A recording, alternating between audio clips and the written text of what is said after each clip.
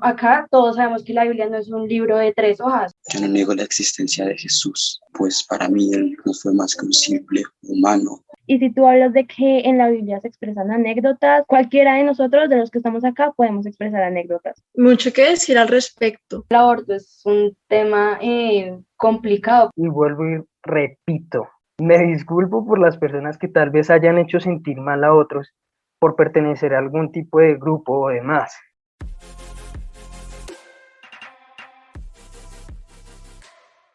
Buenas tardes a toda la comunidad. Mi nombre es Sofía Daza, soy cabilante distrital y líder de la iniciativa MINS 20. El día de hoy estamos junto con estos invitados para hablar de un tema súper interesante como lo es el cristianismo. Entonces, pues vamos a ir iniciando.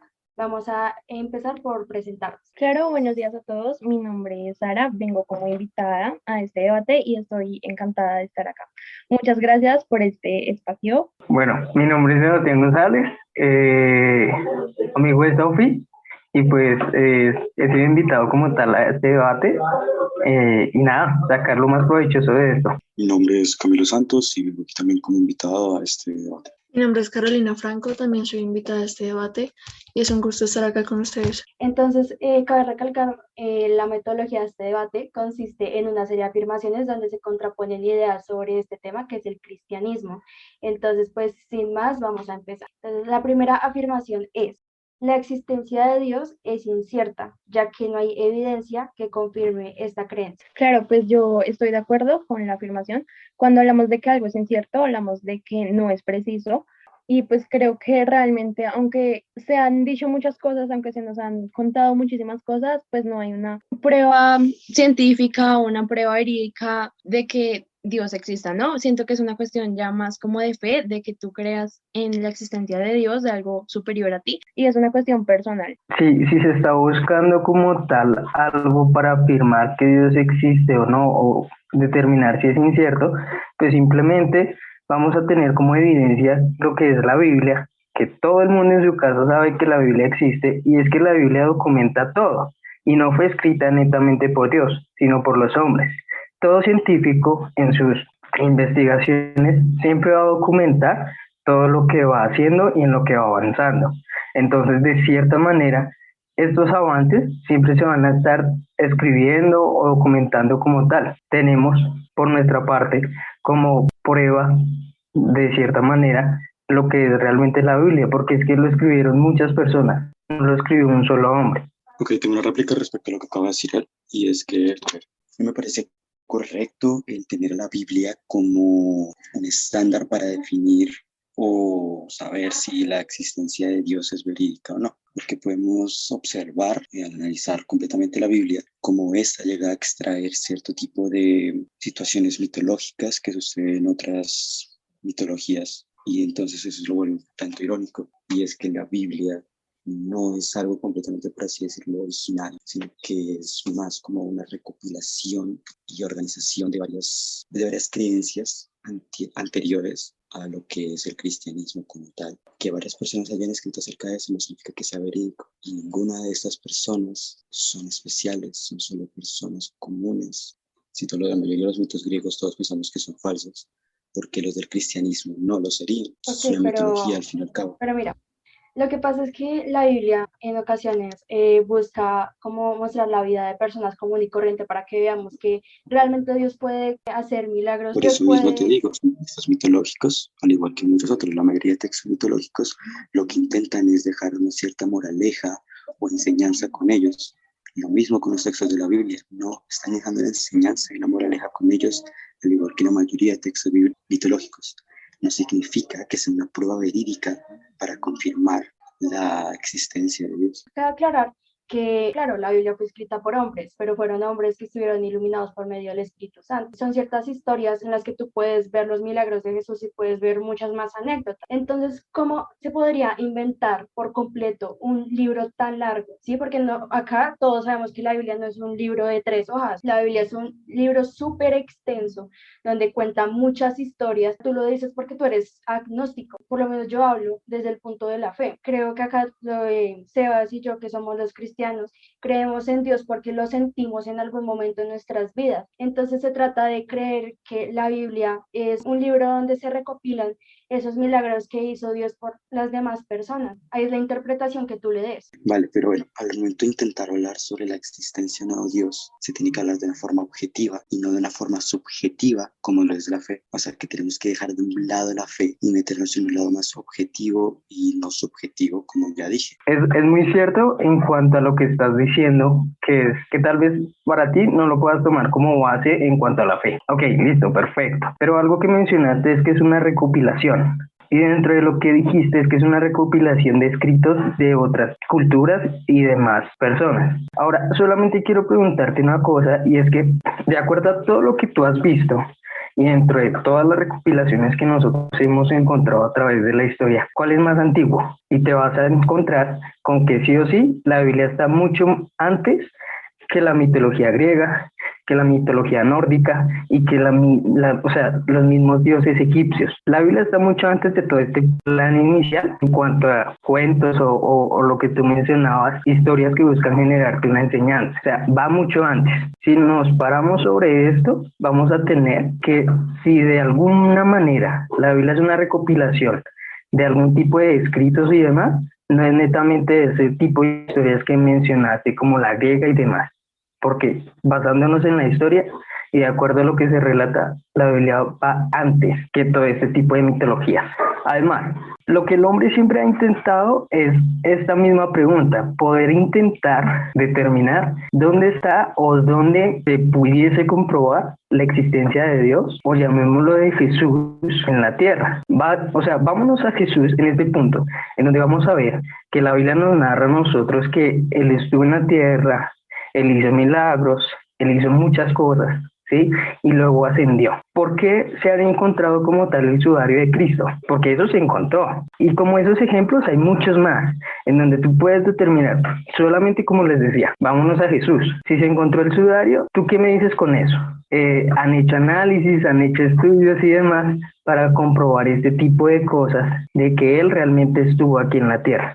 O sea, no fue un extraterrestre, no fue nada de esto, sino que fue el mismo Hijo de Dios el que estuvo aquí en la tierra. Estoy muy de acuerdo con lo que decía Camilo en un punto, y es que la fe es hablar desde un punto subjetivo, ¿no? O sea, hay que recordar la afirmación, ¿no? Que es la existencia de Dios. No es incierta, y cuando hablamos de algo incierto, como empecé en mi punto de vista, hablamos de algo borroso o algo que no es objetivo. Entonces, tú desde tu fe, o las personas que creen en Dios desde su fe, pueden decir como, sí, Dios existe, pero no es algo subjetivo, no es algo objetivo, porque no lo puedes generalizar, no todas las personas tienen fe. Ahora, pues ya respondiendo al argumento que dio Sebastián sobre la Biblia, pues yo no considero que la Biblia sea una prueba sobre la existencia de Dios. Realmente, pues siento que la Biblia es más un libro histórico, son textos que explican muchas cosas, pero hay muchos libros históricos, demasiados, y así como desde la Biblia se explica la creación del universo, pues desde cierto punto también hay muchos mitos que explican la creación del universo, la creación de muchas cosas. Y si tú hablas de que en la Biblia se expresan anécdotas, cualquiera de nosotros, de los que estamos acá, podemos expresar anécdotas. Cualquier persona que está en el mundo puede expresar anécdotas. Eso no quiere decir que sean ciertas, eso no quiere decir que pues expliquen la existencia de un ser superior, ¿no? El hecho de que se relaciona la Biblia con la existencia de Dios directamente es algo más sobre contexto, sobre la interpretación que tú decías darle, pero pues para mí la Biblia es un libro histórico. No quiere decir que yo lo relacione directamente con una religión o directamente con la existencia de Dios. Un punto en tu argumento que tú decías que no todos tienen fe, no sé si tú lo veas desde ese punto de vista, pero absolutamente todos tenemos fe, ya sea en Dios o sea hasta en nosotros mismos. El simple hecho de que tú creas que te vas a levantar mañana es tener fe en que te vas a levantar mañana. Entonces, aunque no todos creamos en Dios, todos creen en algo. Bueno, pues digamos que en esta parte entramos ya en el tema de la fe y fue algo que pues mis compañeros mencionaron. De hecho, yo no quería todavía tocar el tema de la fe, porque pues es que la idea es verlo un poco más fuera del marco espiritual, ¿no? Pero para poder ponernos como tal en contexto en cuanto a esto, ok, bueno, pues cada persona tiene su punto de vista con base a lo que cree, y ya teniendo aquí un poco más en cuenta la fe, es muy claro poder determinar lo que dijo Sophie en cuanto a que sí o sí tú vas a creer en algo, de acuerdo a algo que en algún momento estuve viendo, la creencia se basa en muchas cosas. Se basa no solamente en un Dios, sino tú crees en tus miedos, tú crees en las personas y demás. Y tal vez la fe es lo que hace que de cierta manera podamos nosotros venir a hablar de un Dios o de un Jesús que realmente está vivo. Porque para poder tocar este tema de Jesús, hay muchas cosas y hay muchas evidencias que se han dado. Ya les mencioné una de ellas, listo. O sea, no se quieren tomar de la Biblia, ok, les mencioné ya otra. ¿Por qué? Porque es que el hombre por naturaleza es curioso y por naturaleza ha estado buscando como ese ser superior o eso que hay mucho más allá de lo que pueda comprender. Entonces, ok, listo. No se quieren tomar de la Biblia, pero hay muchos más ejemplos. Es solamente eso, invitarlos a que puedan ver la cantidad de eventos que se han dado y que así como mencionó la compañera, sí, la Biblia es un libro de historia, pero es que ese libro de historia es el que nos ha ido contextualizando a todo lo que se ha presentado a través de la vida del ser humano. Pues sí, las cosas pasan por algo. Yo creo en este Dios que me brinda el concepto de cristianismo. También es ver que, digamos, yo nací en Colombia, yo soy cristiana. Camilo que nació en Colombia y él tiene otras creencias. Entonces hay judíos en Colombia que sí, la creencia puede ser muy diversa, pero al final de cuentas, muchas de esas creencias se fijan en un Dios. Hay creencias que se fijan en dioses, en varios dioses, hay creencias que se fijan en un solo Dios. El segundo punto es, Dios Padre, Dios Hijo y Dios Espíritu Santo son un mismo ente que cuenta con las mismas capacidades y funciones. Difiero completamente en esa afirmación y por lo que yo sé, al menos en el cristianismo como tal, yo no lo estoy completamente asegurado, pero por lo que yo sé, lo consideran como un mismo ente. Más no lo siento de esa forma, siento que Dios es el ser supremo, del cual pues, ya sabemos todos quién es. Hijo, Dios Hijo es pues, Jesús, el cual ya di mi opinión de cómo yo lo percibo, que es simplemente un humano normal. Y lo último sería el Espíritu Santo, que no es más, bueno, tiene dos interpretaciones, por así decirlo. Una que es más como una esencia natural, por así decirlo, no tiene como una explicación, pues el Espíritu Santo ha sido algo de mucho debate durante muchos años. Y la segunda es que es más, se ve el Espíritu Santo más como una especie de ángel, pero no pienso ni me parece muy lógico que los tres sean un mismo ente.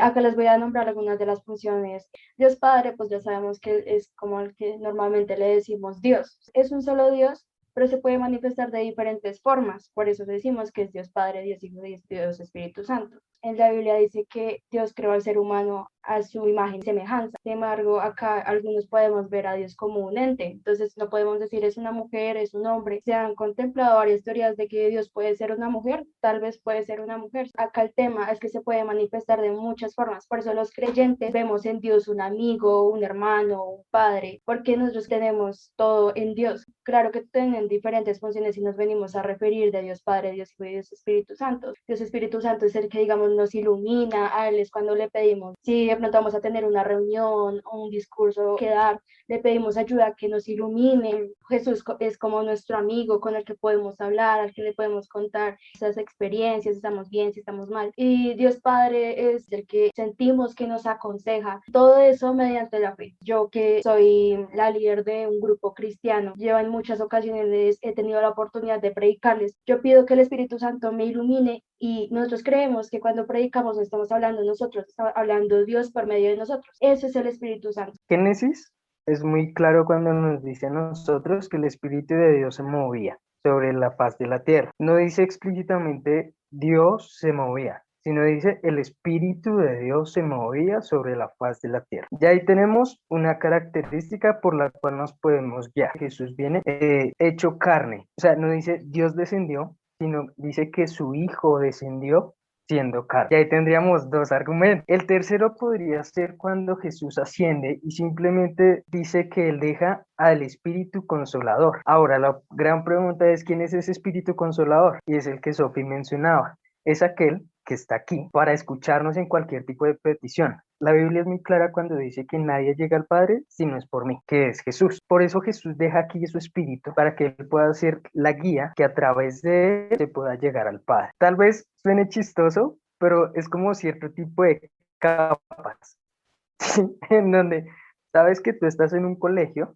y tienes una autoridad, llamémoslo profesores, llamémoslo X, ¿sí?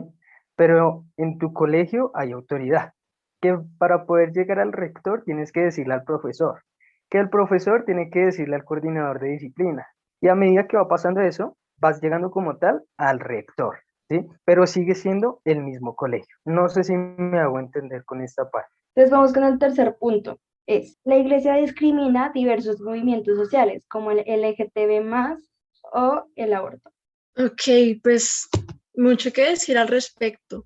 Por lo menos yo soy parte de la comunidad LGBT y hay mucha discriminación por parte de ciertas personas que se basan en lo que dice la Biblia. Lo que se habló en la primera afirmación sobre que varias personas lo escribieron, siento que cuando lo escribieron de cierto modo dando su punto de vista sobre el tema a hablar. Entonces, que por ejemplo, que está mal visto que un hombre ame a otro hombre, temas como que la mujer está para servir al hombre y cosas así. Entonces, con respecto a esta afirmación, yo creo que la iglesia son muchas personas. La iglesia no son cuatro paredes, la iglesia somos la que la componemos. Entonces, decir que la iglesia discrimina movimientos como el LGBT, pues es muy, o sea, generalizar sobre la iglesia. Una iglesia, pues obviamente está dirigida por Dios y por un pastor, que es como la persona que está como predicando en la iglesia.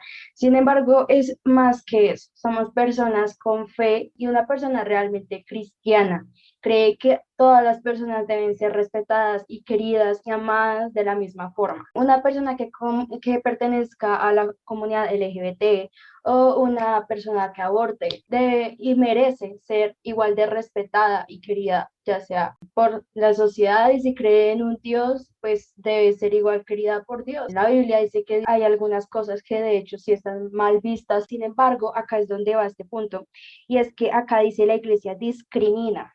Que una cosa es que alguna práctica, alguna creencia, algún movimiento no sea del todo aceptado por la iglesia, por decirlo así, de una manera muy general.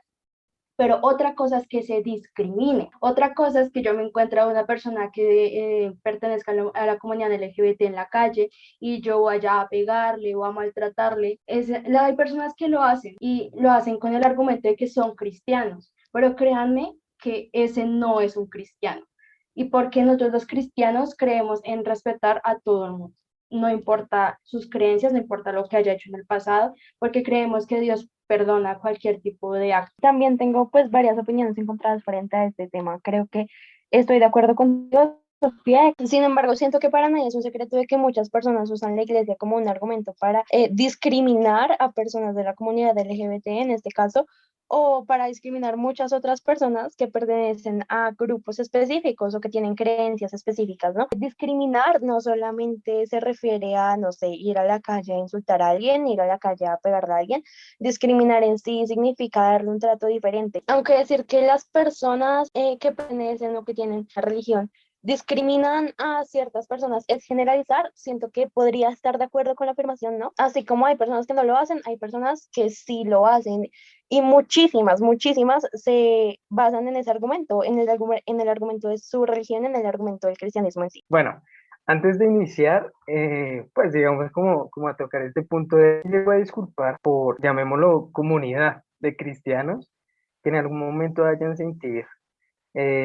hecho sentir a alguna persona de este tipo de agrupaciones diferentes. Porque de cierta manera es muy cierto lo que dicen, o sea, la iglesia no son cuatro paredes, porque la misma Biblia especifica que cada uno de los que hacemos parte de la iglesia somos el cuerpo y Jesús es la cabeza. Con esto no quiero irme así súper aleluyero a decirles, bueno, crean en Dios, no, nada de eso. Solamente quiero decirles que nosotros, los que hacemos parte de una iglesia, hacemos parte del cuerpo de Cristo. ¿Y qué es lo que nos lleva a nosotros a ser el cuerpo de Cristo? Es intentar hacer las cosas como Él las hizo, en medio de su sabiduría. Y con esto no les quiero decir, vamos a ser aleluyeros o pacifistas o vamos a defender algún tipo de movimiento. No, la Biblia es muy clara cuando nos dice a nosotros, hay que aborrecer el pecado, pero amar al pecador, ¿sí? Entonces, cuando hay un asesino, nosotros, y les estoy hablando por parte mía y por lo que ha dicho Sofi también, nosotros no vamos a tildar como, es que fue un asesino y merece todo lo peor. No, no, no, no, no, no. La Biblia es muy clara cuando nos dice a nosotros aborrece el pecado, o sea, lo que el tipo hizo, pero ama al pecador. Por eso es que nosotros a veces hablamos de las segundas oportunidades y demás. El tema aquí es no solamente hablar de movimientos, porque es que en sí nosotros somos seres humanos que sí o sí estamos buscando cosas. Estamos buscando que nos comprendan, que nos entiendan. Y para muchos la iglesia no es simplemente el lugar en donde se sienten más cómodos. Pero decir, y tal vez suene feo, pero decir que nosotros no podríamos decir que somos cristianos sin hacer parte de una iglesia sería erróneo. ¿Por qué? Porque de cierta manera nosotros tenemos que tener algún tipo de directriz. O sea, nosotros no, ahorita les estábamos hablando del Espíritu Santo y tal vez ustedes nos dirán, pero es que el Espíritu Santo, ¿qué? ¿Cómo es esa vaina? ¿Cómo es ese rollo? Nosotros hemos tenido que estar en la iglesia para que nos enseñen qué es el Espíritu Santo. Esto es como una academia, esto es como estudiar, ¿sí? Tú no puedes decir que eres estudiante si no estás en un colegio. Es algo por el estilo. Es más que todo enfocado en eso y vuelvo y repito, me disculpo por las personas que tal vez hayan hecho sentir mal a otros por pertenecer a algún tipo de grupo o demás. Solamente quiero que puedan entender nuestro punto de vista en que nosotros hacemos parte del cuerpo de Cristo. ¿Y qué nos lleva a eso nosotros? A poder hacer las cosas como Él. Y con esto no les estoy hablando de un Cristo que simplemente juzga o demás, porque si ustedes han visto la Biblia o aún las películas de Semana Santa, han visto a un Jesús que no solamente hace milagros, sino también han visto a un Jesús que se enfada cuando las cosas no están bien. Por eso en la Biblia y en Semana Santa muestran cuando Él llega al templo y comienza a tirar todo, ¿sí? O sea, vemos a Jesús en muchas facetas como un hombre. Y es que esa es la idea de nosotros, poder asemejarnos a Él, porque nosotros vamos a equivocarnos, vamos a cometer muchos errores, pero la idea es apegarnos a lo que Él ha hecho y poder actuar conforme a Él, en su misericordia y demás. Es eso, nada más. Sí, exacto, como dice Sebastián, algunos dicen como que los cristianos, algunos cristianos se creen perfectos. No, eso no es así y creo que es exactamente lo contrario. Nosotros somos personas que estamos completamente conscientes de que existe un Dios, que queremos parecernos lo más posible y que por eso asistimos a una iglesia, porque queremos aprender. Claro que los cristianos cometemos errores todo el tiempo, somos personas obviamente pecadoras. Nuestra creencia en este aspecto, más que todo, se basa en que nosotros de la mano de Dios podamos llegar a no cometer tantos errores como se supone que se deberían cometer. Todos cometemos errores en la vida.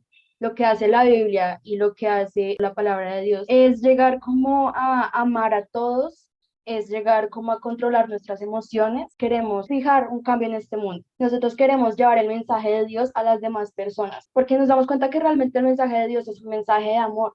Es un mensaje que dice no discrimines, es un mensaje que dice quiere a tu enemigo. Por eso es que yo estoy totalmente de acuerdo con esta creencia, porque como decía Sebastián, yo también lo digo en serio, discúlpenme o discúlpennos si en algún momento llegamos como a tratar diferente o como dice acá el término, discriminar a alguien por quien es. Seguramente cometimos un error, pero nosotros como comunidad cristiana buscamos reivindicarnos de ese error y cada vez hemos ido avanzando más y cada vez hemos ido aprendiendo más. Somos conscientes de que aún hay mucha discriminación, sin embargo, cada vez es menor. Y creo que parte de ese mensaje consiste en que nosotros como cristianos hemos empezado a llevar ese mensaje de amor. Yo antes de ser cristiana yo decía, uy, listo, es que los cristianos me discriminan, pero empecé como a asistir a prédicas, empecé a informarme y me di cuenta que realmente no es así. Si bien la iglesia, sus creyentes discriminan, también vemos lo que es como el interferir en, en conseguir un logro necesario para nosotros, como lo es el poder legalizar y normalizar el aborto, que ahí interfiere mucho la creencia cristiana. O sea, sí entiendo que pues lo de discriminar ha disminuido, sí, yo sé, pero interfieren mucho en ese aspecto. Y yo creo que al menos las tres chicas que están acá, sé que dos me van a dar la razón en que el aborto es algo necesario actualmente y que la iglesia y que la iglesia intervenga en eso llega a ser algo demasiado negativo. Dale, Sebastián, porque pues sí, o sea, el aborto es un tema complicado para los Dani. niños, claro que sí, o sea, nosotros queremos dar nuestro punto de vista desde el mayor cariño hacia las demás personas y no excluyendo a nadie. Sin embargo, el tema del aborto es un tema complicado para todos, entonces cuéntanos, Sebastián. Bueno, Ya aquí entrando en el tema del aborto, eh, sí, claro, es un punto delicado, como decía Sofi, porque pues de cierta manera nosotros tenemos un punto de vista, ¿no? Como todos, nosotros sí o sí vamos a tomar la Biblia como nuestro manual de vida. Por eso, lo que decía mi compañero, sí es muy cierto, el movimiento cristiano ha hecho o se ha hecho notar en cuanto a esto, no es simplemente por gusto o porque, a ver, porque querramos interferir. No, no, no, no, no, no. Lo que nosotros nos hemos hecho notar en este movimiento y en este aspecto es sencillamente porque creemos en el derecho a la vida. Así como cada uno de nosotros vivimos, creemos en que los niños que están próximos a nacer también no se les puede vulnerar ese derecho. Cuando tú eres niño te enseñan a ser responsable. Si tú rompes un vidrio, tú lo pagas. Muchas veces a mí me pasó que cuando yo rompía vidrios en el colegio, haciendo muchas cosas, a mí me tocaba pagarlo sí o sí. Y tal vez mi mamá o mi papá me ayudaban, pero a mí me tocaba retribuirles a ellos. Eso hace parte de la responsabilidad. Si tú tienes un bebé, tú te haces cargo. Allí hacerse cargo no les estoy diciendo, no, pues nada, me tocó quedarme con el niño porque no voy a decirle un encarte, porque es que un niño no es un encarte, o si no nuestros papás nos dirían a nosotros eso, que hemos sido un encarte, y no lo somos. Sí, exacto. O sea, digamos, muchos argumentos pro aborto dicen que nosotros buscamos decidir sobre el cuerpo de otras mujeres. Por eso es que yo no entro a este debate, porque, digamos, desde mi punto de vista, no me parece que, porque como dice Sebastián, nosotros como cristianos buscamos defender el derecho a la vida. No estamos debatiendo si el aborto está bien o está mal, y creo que eso es lo que estamos haciendo varios de nosotros, ¿no? Como brindando nuestras posturas frente al aborto. Y si estuviéramos hablando de eso, el debate sería totalmente diferente. Estamos hablando de qué tanto la iglesia discrimina, apoya o interfiere en este tema. Como yo les decía, para mí la iglesia puede ser tanto una institución como unas personas. Sí, un grupo de personas que comparten una fe, una creencia, ¿sí? Sin embargo, yo siento que la iglesia como institución sí discrimina y sí interfiere frente a temas como la comunidad LGBT y el aborto. Si yo les comparto mi postura frente al aborto, yo creo que yo no estoy en posición de juzgar a ninguna mujer. No estoy en la posición porque jamás he estado en la situación en la que cualquier mujer que desea abortar ha estado, ¿sí? No me concierne la decisión de ninguna mujer. Sin embargo, así como ustedes se paran en la postura de que defienden el derecho a la vida del bebé, yo también defiendo la vida de la mamá. Así que pues sí estoy a favor del aborto legal. Pero bueno, como les decía, eso no es el tema. El tema es que yo siento que en nombre de la religión hablan desde su punto de vista, hablan desde la fe cristiana y hablan en nombre de la comunidad cristiana. Así que yo sí considero que la iglesia como institución sí toma decisiones y sí interfiere, adoctrina, por decirlo así, al compartir ideas y se aprovecha pues de su situación de poder en que varias personas tienen esta confianza en la institución en sí de la iglesia, ¿no? Y me refiero ya, digamos, como no a Dios, sino a las personas que predican la palabra de Dios, que sí aprovechan esta posición de poder para compartir ideas según su religión o según sus creencias, pueden ser personales o no, para discriminar, interferir o bueno, en fin. Lo que pasa es que en algún momento todos llegamos a hacer influencia sobre algo o alguien. No es que la iglesia esté diciendo, o no sé si se haya dado, pero pues hasta donde yo sé, la iglesia no es que le ponga un arma en la cabeza a la mujer y le diga no aborte. O sea, digamos, nosotros compartimos nuestro punto de vista y nosotros compartimos el punto de vista cristiano. Nosotros decimos, desde el punto de vista cristiano, lo que tú vas a hacer no está bien. Y listo, es una influencia, está bien, pero también las mujeres que están desde su punto de vista pro aborto también influencian. Entonces no es solo de que los cristianos influenciamos porque también hay otras influencias. Como decimos, acá estamos hablando también del tema de que hay influencia sobre el aborto. Cualquier momento en nuestra vida, dando un consejo, hablando, en cada palabra que decimos estamos expresando una idea y al expresar esa idea estamos poniendo como un argumento y estamos influenciando a alguien más. La cuarta afirmación es, la interpretación que se le da a la Biblia debe ser ajustada al contexto histórico, ya que estas escrituras son muy antiguas y no corresponden a los sucesos de la época. Yo qué les podría decir con respecto a este punto. Claro, en la Biblia, y es algo que he notado, es que si la vemos desde el Antiguo Testamento, vemos que a veces Dios castigaba matando, pero luego llegó Jesús y todo cambió. Mi mamá alguna vez recuerdo que me decía, las bases son las mismas, estamos hablando sobre la crianza de los hijos en estas épocas. Y yo le decía que la crianza a veces cambia, pero ella me decía, realmente en algunos aspectos cambia, sin embargo, la crianza siempre va a ser la misma. Yo creo que eso pasa con la Biblia. Claro, hay sucesos históricos que cambian, sin embargo, la Biblia vemos claramente que nos da principios de amor, de honestidad, pero el punto es que nos da principios, son cosas fundamentales con las que vivimos. Yo no puedo decir hace 1 millón de años si voy a amar a alguien y hoy en día no. No digo que toda la Biblia, porque pues la Biblia es muy extensa, pero si vemos cada una de las escrituras y estas enseñanzas que nos dejan, nosotros podemos ver que esas se aplican en cualquier contexto. De cierta manera, y es algo que se tocó medianamente en el comienzo, es que realmente la Biblia sí viene a ser un texto histórico. De cierta manera, muchas de las cosas o sucesos que se relatan allí, a pesar de ser algo espiritual, tienden a tener un contexto netamente histórico pues, para nuestras vidas. Y eso lo podemos ver en la descripción de demasiadas investigaciones que se han hecho y aún esos mismos descubrimientos, como lo son los jardines colgantes en Babilonia, que están relatados netamente también en la Biblia durante el tiempo de Daniel. Es algo muy así, en donde vamos a ver a la Biblia en nuestro contexto histórico, aparte de un tema espiritual. ¿Alguien tiene algo que decir con respecto a esto?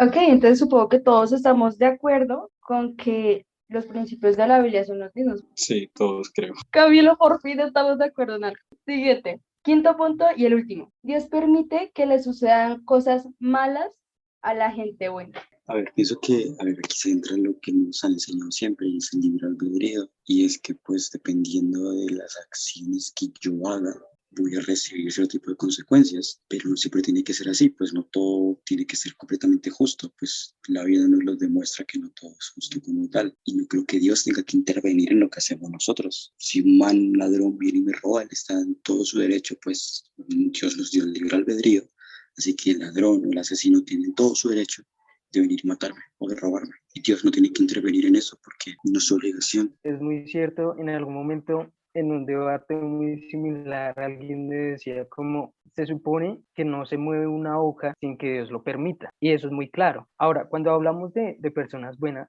ahí con Sophie podemos nosotros levantar la mano y decir, oye, somos parte de ese grupo de personas buenas y como a todas personas, nuestro día no siempre va a estar bien. Como a todas las personas, en algún momento nos va a robar alguien, dando un ejemplo muy similar al tuyo, porque suele pasar. Y es que nosotros no podemos desconocer que siempre vamos a estar enfrentados a algo que en algún momento mencionamos durante toda esta charla, y es el bien y el mal.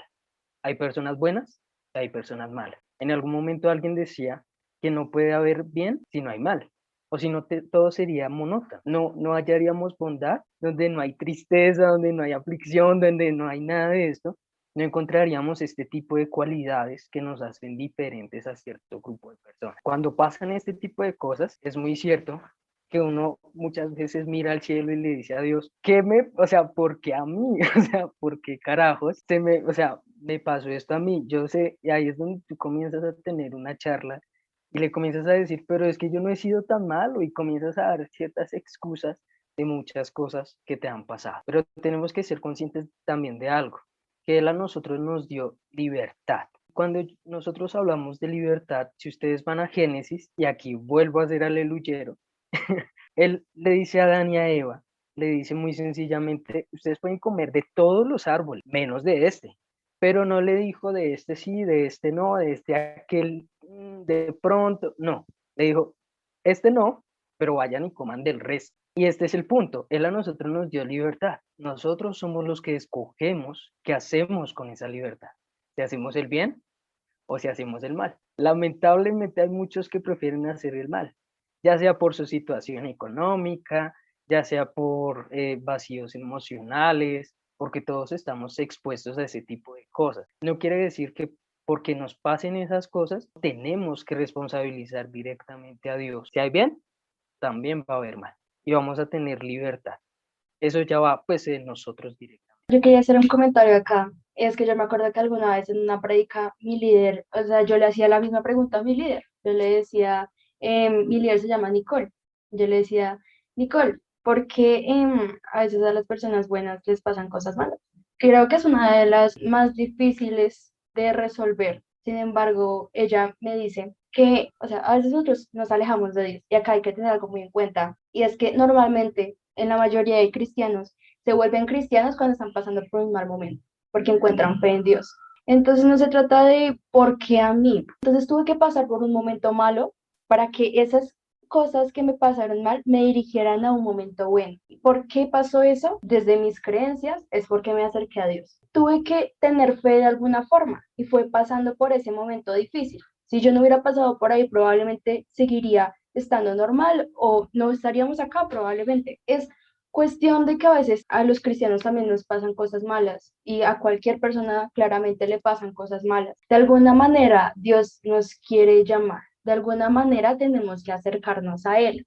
Y qué mejor modo que mediante la fe. En la Biblia vemos el caso de Job. Job, para los que no son cristianos y no saben, era un hombre muy bueno, él era muy creyente, tenía muchas riquezas, tenía una familia genial y agradecía todo esto a Dios. Entonces un día llegó Satanás y le dijo, ¿qué tal si le quitas todo y vemos cómo reacciona? Porque yo sé que él en algún momento va a empezar a quejarse y va a dejar de creer en ti. Dios le dijo, haz lo que quieras con él, lo único es que no lo vayas a matar. Satanás le quitó su casa, le dio una enfermedad, le quitó toda su familia, todas sus riquezas. Job estaba en la mala. Nosotros como cristianos a diario nos vemos probados. No es cuestión de decir, ay Dios, ¿por qué? Nosotros en nuestras creencias tenemos que todo lo malo nos lleva a algo bueno, porque estamos con Dios y porque jamás nos vamos a ver desamparados. Pues bueno, respecto a el ejemplo que acabas de dar de Hobbes, ¿no? Y es que, pues, a ver, pienso que está bien eso, como el probar la fe de esa forma. A ver, si nos ponemos en un contexto ético y moral, hacer sufrir a una persona, quitándole todo, solo para probar su fe, se me hace que está mal en cualquier aspecto. No sé, o sea, vimos que a Hobbes le quitaron todo, todo. Y luego fue como se lo devolvieron y ya. Obviamente cosas mejores se las dieron después, pero aún así él sufrió mucho solo para intentar ver la fe, para intentar probar su fe. Y eso es lo que yo pienso que sí está un poco mal. Claro, o sea, Job la pasó súper mal, pero de alguna forma lo acercó más a Dios, ¿sí me entiendes? Pero sí, pero tengo que sufrir solo para acercarme a ese ser. Si tú lo ves, digamos, de manera textual, es algo netamente absurdo, un poco arcaico y directamente brutal. Pero es que este relato de Job lo que te hace ver a ti no es solamente, oye, es que a ese man le dieron duro. No, no, no, no, no. Lo que realmente nos lleva a nosotros a pensar este relato, y no solamente el relato de Job, es que cada vez que a ti te pasan cosas malas, tal vez tú te vas a enfrascar en lo malo, pero lo que se nos escapa es que esas cosas te hacen madurar. Cuando viene una situación similar, tú ya sabes cómo afrontarla. Y aquí ya estamos hablando de experiencia, ya estamos hablando de sabiduría y ya estamos hablando de amor. Lo que la vida de Job para nosotros es el poder permanecer aun cuando los demás nos dicen que no. A nosotros muchas veces, así como lo decía Sophie, viene alguien y nos dice, y se los digo yo, porque me ha pasado muchas veces, y nos dicen como, oye, ¿quieres probar esto? O ¿quieres hacer esto, aquello? O demás. Por mi misma personalidad me ha pasado. Entonces, ahí es cuando viene Job y nos enseña a nosotros que aun cuando pasen ese tipo de cosas, nuestro carácter tiene que permanecer intacto. Lo que tipifica la vida de Job es no solamente la creencia en un Dios, sino un hombre con carácter, un hombre íntegro y un hombre de familia, que eso muy rara vez se ve ahorita. Pues sí, realmente sí estoy muy, muy de acuerdo con todo lo que tú dices. Me parece que estaba perfecto y pues que también que lo que tú dijiste, que es que lo tomé como textual. No se debe tomar textual, sino que sacar una interpretación y su contexto, ¿no?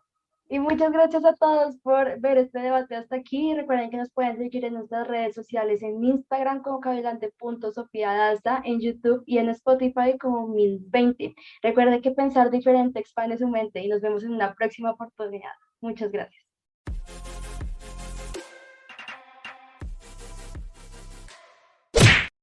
¡Acabamos! ¡Genial! O sea, mis outros son geniales. Pues digamos que compartiendo lo que decía Cami, bueno, discúlpame que te diga Cami, ¿no? Bueno, ahí Cami, sí, Cami. Si no hay ninguna réplica, pues yo creo que todos piensan igual, ¿no? Sí, todos creo. Genial, me encantó eso. Camilo, por fin estamos de acuerdo en algo. Si ustedes van a Génesis, y aquí vuelvo a hacer aleluyero, Pues sí, realmente sí estoy muy de acuerdo con todo lo que tú dices. Me parece que está perfecto y pues que también, este relato de Job, no, lo que te hace ver a ti no es solamente, oye, es que a ese man le dieron duro. No. Ok, entonces vemos ya. Creo que vamos hasta ahí porque ya nos estamos extendiendo bastante y no quiero editar. Ay, Dios mío, editar este debate va a estar fuerte. Pero bueno, muchas gracias. Pero bueno, ya vámonos. Ya. Me estoy preparando psicológicamente para una despedida. Ok. O sea, si la Biblia nos dice a nosotros, oye, hay que reprender, nosotros de una vez ya tenemos la peinilla, la correa, todo para reprender. Muac, besos a todos.